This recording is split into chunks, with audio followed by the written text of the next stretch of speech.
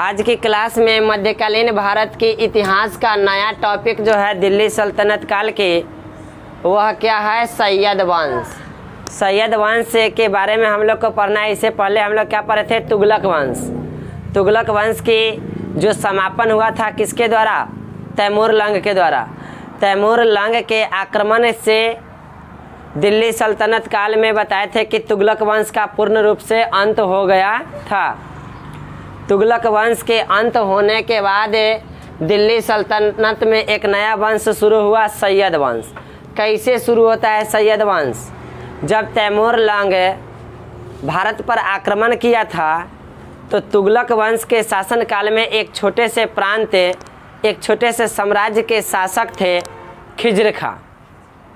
अब खिज्र खां ने तैमूर लंग को बहुत ही मदद किए थे, बहुत ज़रूरत से ज़्यादा। तुगलक वंश को पूर्ण रूप से समाप्त करके तैमूर लंग पुनः मध्य एशिया चला गया था।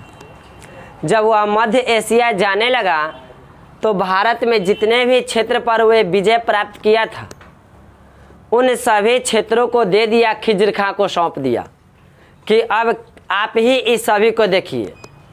तैमूर लंग जब भारत छोड़ करके जाने लगा तो दिल्ली सल्तनत के साथ साथ आसपास में कई एक क्षेत्र था, उन सभी क्षेत्रों को खिज्र खां के हवाले कर दिया कि अब खिज्र खां ही इस सभी क्षेत्र पर शासन करेगा। इस तरह से खिज्र खां ने एक नया वंश स्थापित कर दिया। कौन सा? सैयद वंश। खिज्र खां का पूरा नाम था सैयद खिज्र खां। अपने नाम से सैयद वंश की स्थापना उन्होंने किया। कब? 1414 ईस्वी में। 1414 ईस्वी से 1451 ईस्वी तक सैयद वंश का शासन चला। अब सैयद वंश में जब स्थापना किया था खिज्र खां तो पहला शासक कौन होगा? खिज्र खां। तो पहले शासक के रूप में खिज्र खां शासन किया 1414 से 1421 ईस्वी तक। हम लोग एक चीज़ देख लिए कि सैयद वंश के संस्थापक कौन हुए? खिज्र खां। उन्होंने स्वयं शासन चलाया 1414 से 1421 तक। खिज्र खां के बारे में अब हम लोग थोड़ा सा विस्तार पूर्वक परिचय देख लेते हैं।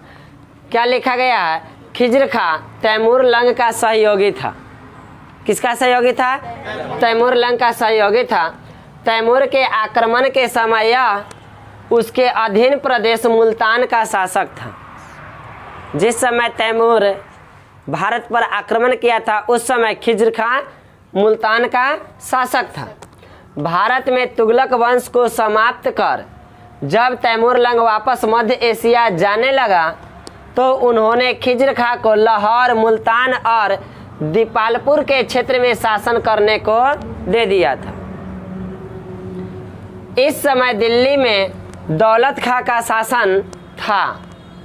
3 गो ऐसा जगह बताया गया जो तैमूर लंग खिज्र खां को दे दिया था शासन करने के लिए। कौन सा?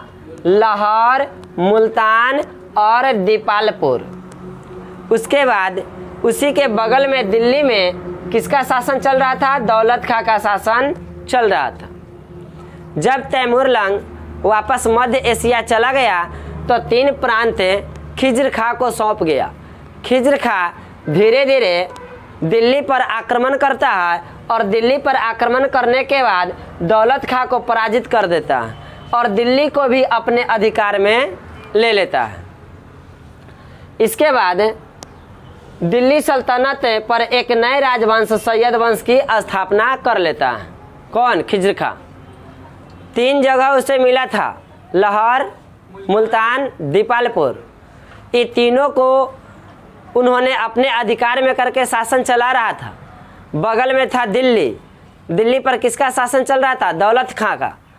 अब खिज्र खां क्या किया? दिल्ली पर आक्रमण किया और आक्रमण करने के बाद दौलत खां को पराजित करके दिल्ली को अपने अधिकार में मिला लिया और इस तरह से दिल्ली पर एक नया राजवंश की स्थापना कर लिया, सैयद वंश की। कब किया? 1414 ईस्वी में। खिज्र खां दिल्ली की गद्दी पर बैठ तो गया लेकिन वह स्वतंत्र शासक के रूप में शासन नहीं किया। खिज्र खां तैमूर लंग के पुत्र तैमूरलंग का एक पुत्र था कौन? शाहरुख खान, जो कि तैमूरलंग का उत्तराधिकारी हुआ था। शाहरुख खान तैमूरलंग का क्या हुआ था? उत्तराधिकारी हुआ था, उसका पुत्र था। खिज्र खां शाहरुख खान के प्रतिनिधि के रूप में शासन किया, मतलब दिल्ली की गद्दी पर बैठ तो गया, एक नए राजवंश सैयद वंश की स्थापना भी कर लिया, लेकिन वह स्वतंत्र शासक के रूप में शासन नहीं किया। किस रूप में शासन किया? एक प्रतिनिधि शासन के रूप में। और वह प्रतिनिधि के रूप में किसका प्रतिनिधि बना? शाहरुख खान। शाहरुख खान कौन था? तैमूरलंग का बेटा, जो तैमूरलंग का उत्तराधिकारी हुआ था। शाहरुख खान के नेतृत्व में उनके प्रतिनिधि के रूप में उन्होंने शासन किया। खिज्र खान स्वयं को पैगंबर मोहम्मद साहब का वंशज मानता था। वे बताते थे कि हम पैगंबर मोहम्मद साहब के वंश से हैं। अब बताया कि यह एकमात्र ऐसा शासक था जो सुल्तान की उपाधि धारण नहीं किया था। दिल्ली सल्तनत काल में वह कौन सा शासक था जो सुल्तान के उपाधि धारण नहीं किया? खिज्र खां। क्यों नहीं किया? क्योंकि यह स्वतंत्र शासक नहीं था, वो यह किसी के अधीन में शासन कर रहा था। इसलिए इन्होंने सुल्तान की उपाधि धारण न करके कौन सा उपाधि धारण किया था? रैयत ए आला की उपाधि धारण किया था। रैयत ए आला का मतलब होता है किसी के अधीन में शासन करना। किसी के अधीन में शासन करने वाले शासक को रैयत ए आला कहा जाता है। तो खिज्र खां दिल्ली सल्तनत काल का एकमात्र ऐसा शासक था जो सुल्तान की उपाधि धारण न करके रैयत ए आला की उपाधि धारण किया। आगे होगा कि इटावा से सैनिक अभियान के बाद जब खिज्र खां दिल्ली पहुंच रहे थे, दिल्ली की तरफ लौट रहे थे, तो वे क्या हो गए? बीमार पड़ गए। दिल्ली लौटे तो दिल्ली लौटने के बाद वे बीमार पड़ गए। कहाँ से लौटे थे? इटावा से। इटावा से सैनिक अभियान करने के बाद जब वे दिल्ली वापस लौटे तो दिल्ली में आकर के वे बीमार पड़ गए, और बीमारी के कारण ही 1421 ईस्वी में खिज्र खां की मृत्यु हो गई। खिज्र खां की मृत्यु के बाद उनकी पूरी जनता ने काला वस्त्र धारण करके दुख जताया था। बहुत इम्पोर्टेंट क्वेश्चन है, किनकी मृत्यु के बाद जनता ने काला वस्त्र धारण करके दुख जताया था? दिल्ली सल्तनत काल के सैयद वंश के संस्थापक कहे खिज्र खान के मृत्यु होने पर संपूर्ण जनता ने काला वस्त्र धारण करके दुख जताया था। खिज्र खां की मृत्यु हो गई। अब उसके बाद खिज्र खां के उत्तराधिकारी उनका पुत्र मुबारक शाह नए शासक के रूप में सैयद वंश के दूसरे शासक में आते हैं। खिज्र खां के इतिहास को देखने के बाद उसकी मृत्यु के बाद बताए कि उसका उत्तराधिकारी कौन हुआ था? मुबारक शाह। खिज्र खां के दो पुत्र था, एक का नाम था मुबारक शाह और दूसरा का नाम था फरीद खान। फरीद खान योग्य नहीं था, इसीलिए यह शासक नहीं बना। मुबारक शाह योग्य था तो यह शासक बना। कब से कब तक? 1421 से 1434 ईस्वी तक मुबारक शाह सैयद वंश का शासक रहा। दूसरे शासक के रूप में इन्होंने शासन किया। अब इसके मरने के बाद फिर से अब फरीद खान तो शासक योग्य नहीं था तो नहीं बना, लेकिन फरीद खां का जो पुत्र था वह था मुहम्मद शाह। मुहम्मद शाह मुबारक शाह के बाद सैयद वंश का तीसरा शासक बना। और फिर इसके बाद मुहम्मद शाह का भाई फरीद खान का दूसरा बेटा जो था आलम शाह, यह सैयद वंश के चौथे शासक के रूप में शासक बना। तो हम लोग देख रहे हैं अभी दूसरा शासक, तीसरा शासक और चौथे शासक की कहानी। ये लोग के बारे में विस्तार पूर्वक कुछ विशेष नहीं दिया गया है इतिहास की किताब में। केवल एक दो टॉपिक है, पॉइंट है, उसको हम लोग देख लेते हैं, उसके बाद यह वंश खत्म हो जाएगा। तो सबसे पहले देख लेते हैं मुबारक शाह के बारे में। मुबारक शाह एक वैधानिक शासक के रूप में शासन किया। इन्होंने अपने नाम का सिक्का जारी किया था, सिक्का चलाया था, उस सिक्का पर अपन नाम लिखवाया था क्या? मुबारक शाह। अपने नाम से सिक्का जारी करने वाला सैयद वंश का कौन सा शासक था? मुबारक शाह। मुबारक शाह कब से कब तक शासक बना? 1421 से 1434 तक यह शासक के रूप में काम किया। इन्होंने अपने नाम का सिक्का जारी किया था। प्रसिद्ध इतिहासकार याहिना बिन सरहिंदी, बहुत इंपॉर्टेंट है, याहिना बिन सरहिंदी इसके दरबारी इतिहासकार थे। मोहम्मद शाह के दरबार में रहने वाले ये इतिहासकार थे याहिना बिन सरहिंदी। इन्होंने मुबारक शाह के बारे में इनकी पूरी जीवनी लिखा एक पुस्तक में, जिस पुस्तक का नाम था तारीख ए मुबारक शाही। तारीख ए मुबारक शाही की रचना किसने किया था? याहिना बिन सरहिंदी। आपको कभी कभी ऑप्शन में पूरा नाम नहीं रहेगा तो केवल लिखेगा क्या? सरहिंदी। सरहिंदी द्वारा रचना की गई पुस्तक कौन सी? तारीख ए मुबारक शाही। किसके बारे में इस पुस्तक में लिखा गया था? मुबारक शाह के बारे में लिखा गया था।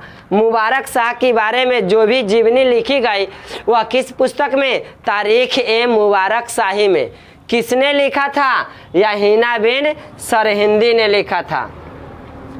मुबारक शाह ने यमुना नदी के किनारे एक शहर बसाया था, मुबारकबाद शहर। मुबारक शाह ने एक शहर की स्थापना किया था यमुना नदी के किनारे, मुबारकबाद शहर की स्थापना किया था। उसके बाद एक समय ऐसा हुआ था 1434 ईस्वी में यह मुबारकबाद शहर घूमने के लिए गया था। तो वहीं पर कुछ अमीरों ने मिलकर मुबारक शाह के हत्या कर दिया 1434 में। 1434 ईस्वी में मुबारक शाह ने अपने द्वारा बसाए गए शहर मुबारकबाद घूमने के लिए गया था। तो वहीं पर कुछ अमीरों ने मिल करके मुबारक शाह के हत्या कर दिया। तो ये मुबारक शाह हो गए ख़त्म। तो मुबारक शाह के बाद अगला जो शासक बना था वह फरीद खान का पुत्र बना था। कौन? मोहम्मद शाह।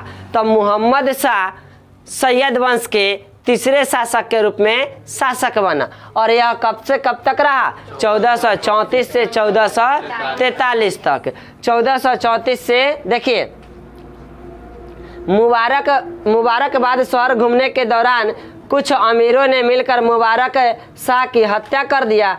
इसके बाद मोहम्मद शाह गद्दी पर बैठा। मोहम्मद शाह का वास्तविक नाम फरीद खां था। मोहम्मद शाह का वास्तविक नाम क्या था? फरीद खां।